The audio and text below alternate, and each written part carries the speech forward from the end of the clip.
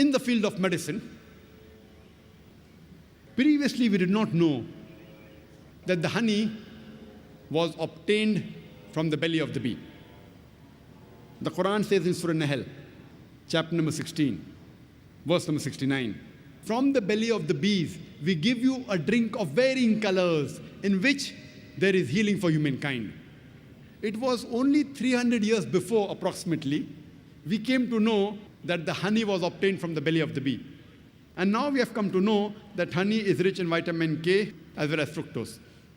Recently, we have come to know that even the honey has got mild antiseptic properties. No wonder the Russian soldiers in World War II, they used the honey to cover up the wounds, which prevented the evaporation of moisture, and the healing in the wound was done with leaving of very little scar tissue.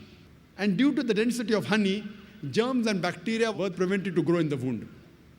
And if a patient is suffering from the allergy of a particular plant, if honey is obtained from that plant and given to that patient starts developing resistance to it. Imagine what science has come to know today. Recently, Quran mentions that in the honey there is healing for humankind.